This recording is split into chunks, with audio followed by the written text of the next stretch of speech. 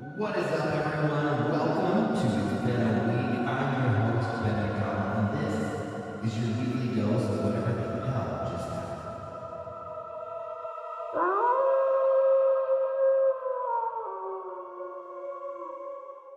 Hello, everyone. Welcome back to It's Been a Week. Welcome to our Halloween episode, although there's not really anything special happening for Halloween, so don't get too excited about the holiday. It feels good to be back. I feel like it's been a minute because last week I was traveling all week. So last week's episode with the boys was pre-recorded. And so it feels like it's been a minute since I've been here and been talking, and there's so much has happened. I had a great week last week. I was traveling. I was in LA for a few days with my friend Paige, and then I ended up flying down to Cabo to have a few days with my mom. And, it's hard to complain about being in Mexico in the sun. So that was all great. And AJ has been so busy with work. So he's been traveling like crazy, which is why sometimes he's not even able to do the after show because, well, and sometimes I think what I'm saying, he's like, I can't be a part of that, which, you know what, to be fair, he has been traveling for work. He's been all over the place. So he was in LA with me for a couple days. Then he had to fly to Miami for work. And then I flew to Cabo. And then he came and met me in Cabo. And then we came home. So it's been a little bit of a whirlwind. But it was super fun. It was all good things. I mean, I could go into the crazy people I had to encounter on airplanes and traveling, but I feel like I've done that enough. And, it's kind of like the same bullshit, the people in zone 6 trying to board, people taking their shoes off. There was a lot of body sounds on this flight, a lot of belching. It's just people are fucking disgusting, actually. People are gross. I'm just going to say it, that they are. But yeah, so this week I'm getting ready. You guys, I'm so excited. I don't even know if I should be saying this, but I'm going to say it anyways. In a couple weeks, I'm going to New York for the premiere of Wicked for Good. So I'm assuming it's not going to be a red carpet. I'm assuming it's going to be a green carpet. But I don't know. But I will be on the carpet for Wicked. I love Wicked. I have seen Wicked on Broadway.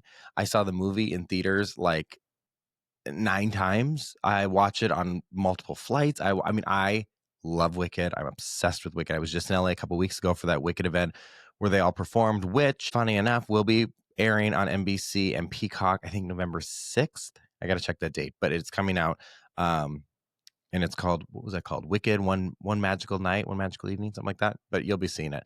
So that was amazing. So I'm so excited to go to New York and go to the premiere. My outfit, I can't wait for you guys to see it. I have a sick suit. It's green. And then I have these sparkle Gucci shoes that are just, I mean, they're not actually here yet. So I'm actually hoping they fit. So I probably should calm down before I start telling everyone what I'm wearing. But I really hope they fit because they're fucking amazing. So very excited for that. And Halloween is this week. So I think I'm trying to think of what the really popular costumes are going to be this year. I think a lot of these kids are going as the K-pop demon hunter thing, which I have not seen that yet on Netflix, but I've listened to the music. The music's great. But I feel like that's going to be very popular. I don't know what other popular costumes. I mean, personally, I don't know if I'm going to go anywhere this year for Halloween because AJ is going to be traveling, and I don't have anything planned. Let's say, I mean, Halloween's in a few days, so I better figure that out. But if I had to pull a costume together, I would probably go as Ed Gein, because I just got done watching the Netflix show Monster with Ed Gein, which is so good. And I already have the voice down, so I totally could do it. It's like, geez Louise, just calm your horses. Mom, where's my favorite bowl? Where's my favorite bowl, Mom? Oh, Jiminy Crickets. So I got the voice down, I feel like. I think I could totally do it. And I know there's so many people.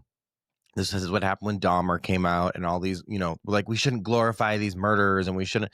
But here's the deal. They already are. They're super. He's dead, but he's so famous. Do you know how many movies were based off of Ed Gein?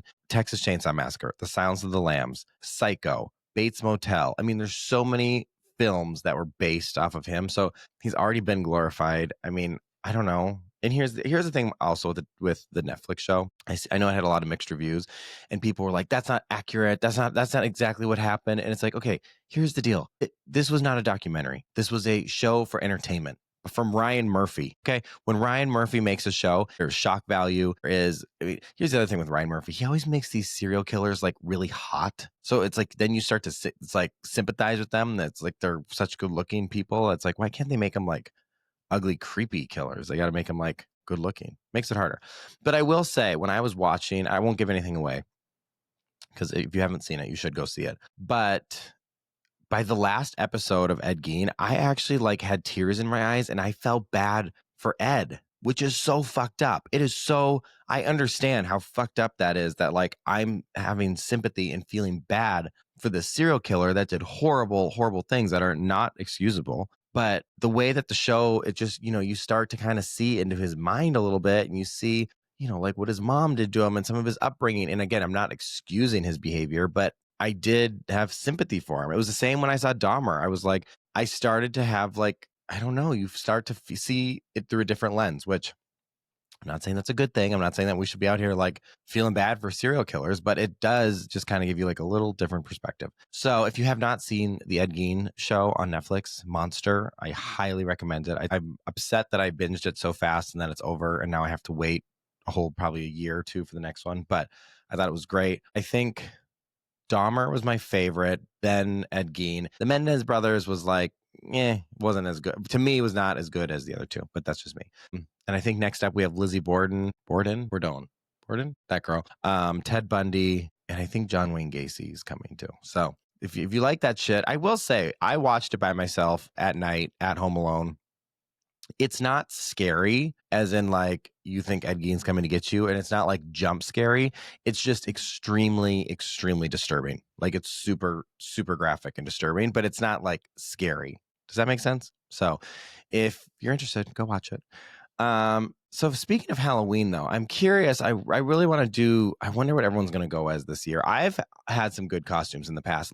I have dressed up as Miley Cyrus before. And I mean, I've had full hair extensions in. This was when she was in her like twerking wrecking ball era. And I had put extensions so that my hair was like to the side like hers with the jersey, nails, lips, like eyelashes, the whole deal, that one was really fun. I went as Dear Evan Hansen. If you guys haven't seen that play, it was such a good play on Broadway and it's such a good movie. You'll cry your eyes out. But I went to the vet clinic the morning we had a Halloween party. I went to the vet clinic and they put a real cast on my arm. So it was like my arm was broken. And I was Evan Hansen one year. So that was great. And who else? Oh, last year, I had a great costume last year. So I used to have shoulder length curly hair, like literally long hair. And I cut it right before I did the promo photo shoot for this podcast because I was like, you know what? New podcast, new hair, new year, new look. But up until then, I had really long hair and I kind of looked like Jesus. So I dressed up as Jesus for Halloween last year. And, I wore like Birkenstocks and my white, like, robe, the long hair. And around our ranch, I ride around on a Segway all the time because I'm a fucking lazy ass and I should walk, but I zip around on this Segway and that's how I like go down and check the mail. That's how I go check on the horses. Like when I do chores in the morning, I'm always on this Segway. So I turned the Segway into a cloud. I got wire. I got very crafty. I got wire and some like cotton, like I think you use it for when you're making like a Christmas village setup. You know what I'm talking about? So I use that to like make it look like a cloud. So I was zipping around on my Segway and so many people got offended that I dressed up as Jesus. And I was like, well, I'm not like dressing as him, like getting crucified. Like there weren't like nails in my wrists. I was like, Jesus who had resurrected. It was like a happy moment. But we literally had people un-RSVP from our party when they found that I was going as Jesus because it offended them so much. And I was like, well, I'm not changing what I'm doing because you have hurt feelings, but like it's not that serious. It's just Halloween. I did also end up during the Halloween party dancing. I don't know why I had Cher's Christmas album playing at a Halloween party, but when the cocktails are flowing, anything can happen. So I had Cher's new Christmas album blasting. I'm dancing on this table as Jesus, and all of a sudden, as I'm like jumping on the table goes boom and gives way and breaks. And I have a video of it. I'll post the video so you guys can see it. And everyone just screams. You just hear the whole crowd of people scream. And then everyone kind of looks over at AJ. And AJ just kind of gives this little smile, like, I'm going to fucking kill you. He's had that table, I guess, for years. I hated that table. I hated it. I did not like the way it looked. I didn't like the type of wood it was. I didn't like the color. Fucking hated that table. So that was one way to get rid of it, I guess. Sorry, AJ.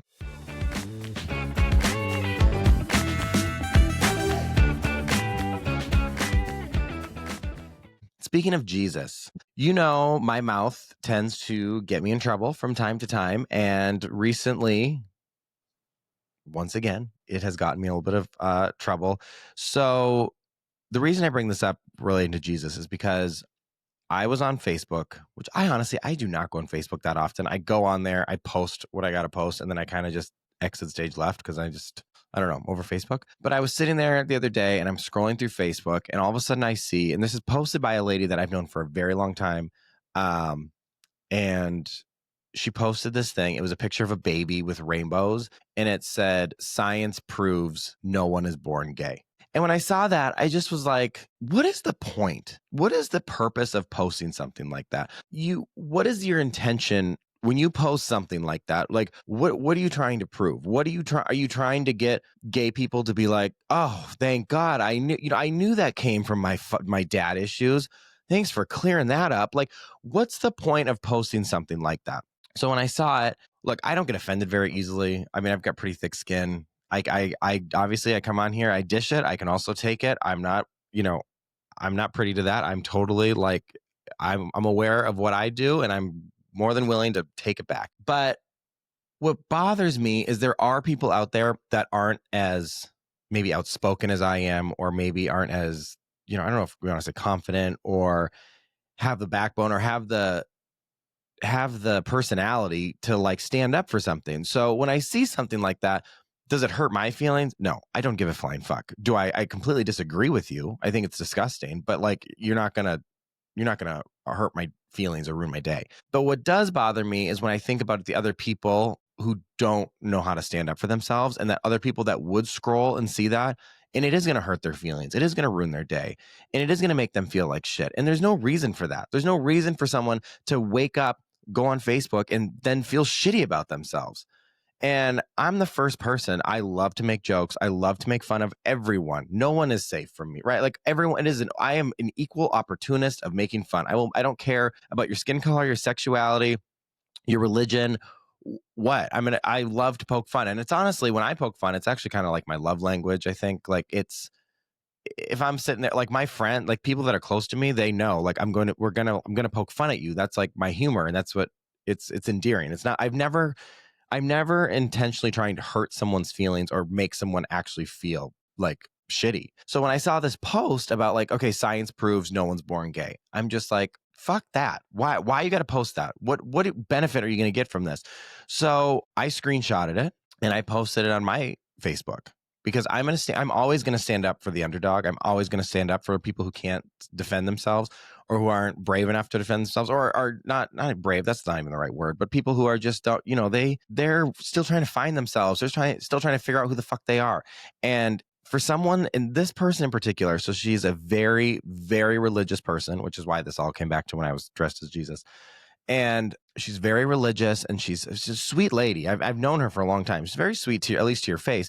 But what I struggle with is that people use religion as an excuse to be an asshole. So if you claim to be some Christian or some religious or some God follower, it's like, then you feel like you have a pass that you can say and do whatever you want, because they're like, "Oh no, but she's a Christian woman." Well, fuck that. I don't care. You don't get to be like, "I'm a Christian woman," and then post hateful, judgmental things that are going to hurt other people. And then we're all just supposed to be like, "Oh, but she's sweet. She's a Christian."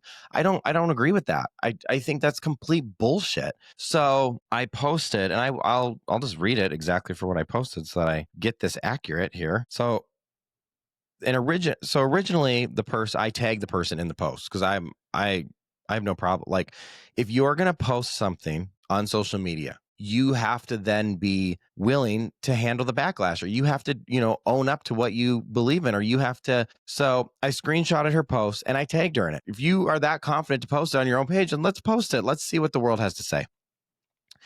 And I did end up removing her name and untagging her, because people were starting to really attack her, and it was getting like mean. And I'm like, look, that wasn't the point of this. It's like, I wasn't trying to be like, okay, now get after her. I just was trying to, keep her accountable. But I wrote, "It amazes me that people feel the need to post things like this. What benefit do you get from sharing this? It's always the most religious people who post the most hateful and judgmental things. First off, this is false and not backed by any scientific proof. Even if it was, who cares? You may think being gay is a choice, but so is being a bitch." And there were so many comments, and almost everyone was on my side and in support of me. But then there was some people, and one of them was this lady's daughter, and she goes, "Dude, really? Don't be like this." And I'm like, "Yeah, you should say that exact same sentence to your mom. That is the perfect sense. Say that to her, dude. You shouldn't be like this, because you shouldn't be like this." And then there were some other people on there that were, coming at me saying that I'm a bully and that I'm hateful and that I'm, well, whatever, putting her on blast. Listen, she made the post in the first place. She posted this out there and said that. So how am I the bully? I'm just resharing something she's publicly put out there. I don't think I'm the bully here. And so, I didn't say she was a bitch. I just said being a bitch is a choice. So I also didn't name call her. And, then a lot of the people, they were getting mean and hateful towards her, which I was like, that's not what I want to do here. So I did, because usually when I do these bombs on Facebook and when I drop things that stir the pot, I usually will do my post and then I don't respond to any comments, because it just drives these people crazy when you don't respond and don't engage with them. So that's my normal go-to. But this time I did make a comment because I felt the need to. So I did, and then I pinned it at the top so everyone could see it. But I did write, "I've untagged the individual who made this post because I don't want people to verbally attack her. That was not the point of this post. I will say, though, there are sometimes consequences for what you post. If you choose to publicly share things, then you have to accept being called out for them. For those of you who think that I'm mean or hateful for calling someone out, the feeling is mutual toward the person who made the original post. Having different political affiliations, practicing different religion, that's a choice, a belief, a view. Saying that someone chooses to be gay is completely inaccurate and not a valid belief. It's ignorance, and I don't have to accept that. Full stop." And I do stand by that. I think, I have so many friends from all different walks of life, from all different lays of the land. And a lot of my friends, we have completely different views on politics, on religion, on all sorts of, tough topics. And I can still be friends with them. We can still be friends. We can have open conversations. We can agree to disagree, all the, whatever. But there are certain things where I don't have to accept your opinion or your view, So if you don't believe that gay people have the same rights as everyone else, and you think, oh, that's just your point of view or that's your belief, fuck you. I don't have to accept that. I don't know. That is not, whether politically, if you are Democrat or Republican, or you believe taxes should be this or that, or you believe that stuff, sure, we can agree to disagree. We can have different viewpoints and opinions on that. Having someone's basic rights as a human being to live and to have the same life as everyone else, just to be equal, that is not an agree to disagree situation in my book. I'm sorry. Actually, I'm not sorry. I don't even know why I said I'm sorry. I'm not. That's not up for debate. And to sit there and say that no one is born gay. So you're basically saying being gay is a choice, is basically what you're saying. So if you're going to tell me being gay is a choice, that means sexuality is a choice. So that means, as a straight person, you're choosing to be straight, right? So if I'm choosing to be gay, you're choosing to be straight. So if you're choosing to be straight, you actually could go both ways. You've just decided to choose to be straight, or you're just attracted to the opposite sex. How does that work? Because if you're telling me that it's a choice, then that goes both ways. It's a two-way street. So when you close your eyes and you think of who you want to be intimate with, how's that choice working out for you? So I struggle with the people's small-mindedness on that, because as a gay person, like I'm obviously very confident and comfortable and love who I am, and I love my life, and I actually wouldn't change it at this point. I love the life I lead. I love, having my AJ, and I love, I've gone through a lot of shit to get where I'm at. And like, maybe I would have liked to skip some of that bullshit, but I wouldn't change. If someone was like, hey, you can close your eyes, or, have your wish, you could be straight. No, I love who I am. I love me. But looking back when I was younger and going, when you're trying to figure out who you are, what person would wake up and be like, you know what? I want to go to school and get bullied. I want to get made fun of. I want to be rejected. I want people to judge me. I want to fear that I'm going to get hate crimed. I want to maybe not have my same rights as everyone else. There's so many. Who would wake up and be like, this is what I want to do? Like, that's not how that fucking works. Being gay is not a choice. Being gay is, you are born with it. Now, Do I think that there are circumstances in life that might also shift and shape us? Absolutely. I mean, I had terrible father figures growing up. My real father, I didn't really know him till I was older. My stepdad who adopted me was a horrible, horrible, horrible person to me. So like, do I think there's part of me that was maybe trying to fill a void, of a man and having a man in my life, and that was trying to heal trauma from that? For sure. I'm sure that has something to do with it. But I do remember in daycare being a young kid and being like, oh, I like boys. I like the boys. And now I didn't know how to conceptualize that. I didn't really know what it meant. I didn't know, obviously you don't know what these feelings are when you're a little kid, but I do remember being like, oh, I'm different. Oh, I'm not like this. What? And I dressed up as a girl and I played with Barbies. I fucking asked for an easy bake oven for Christmas. I mean, hello, if that's not a telling sign. And it's also when I was in like middle school, I was obsessed with Hannah Montana, obsessed. And my mom was like, I thought you were in love with her. And I was like, no, mom, I wanted to be her. I mean, it is what it is. I was at the Hannah Montana concert. I was like, I think I was in like the second row. I was like the only boy. I'm the tallest one, surrounded by all these girls. And I had the best night of my fucking life back in 2000 and God, what was that? 2007, maybe 2006. I don't know. It was a long time ago, but it was great. But circling back, being gay is like, I honestly, why is this even a conversation piece at this? Why are we still talking about this? Why do people care? And I know there's been plenty of episodes on this podcast where I've talked about it. And some people might be like, okay, we get it. And you're beating a dead horse here. But it continues to be an issue. So I'm going to continue to speak out. I'm going to continue to speak up for people because, like I said, there are people out there that they feel like they're better off not being here on Earth than being gay. On my birthday episode, I went through all the statistics on the LGBT and how much they're like 3 times more likely to commit suicide. And there's all these things that it's like, no, I don't understand why this is still a concern, why people still care. And for these religious people, I mean, we could, if we're really going to dissect the Bible, there's so many spots in the Bible that there's loopholes. That book was, written in a different language and then translated. And I'm not going to get into the whole religious thing again, because that's just like, that's a whole other fucking bag of worms. But the point is, you claim to be a Christian, you claim to be this holier than thou, but you post things like that. And imagine if someone saw that and they thought they were better off not being here, or they thought horrible of themselves, or they wanted to hurt themselves, or they go do something because they're so upset. And would that make you feel better? Does that make you a better Christian? Is that going to help you get quicker to the fucking golden gates? I mean, I don't understand it. You can be a Christian. You can do whatever you want. I'm very happy for you if you are a religious person or a Christian person, but keep your judgments to yourself, because isn't he the judge at the end of the day? So if someone else being gay is not going to affect you getting into heaven, right? So what's the issue? I don't get it. And it really, like I said, it doesn't offend me as much as I know in this episode, I probably sound annoyed and pissed off. It's more that I'm standing up for the people who don't have the voice to stand up for themselves.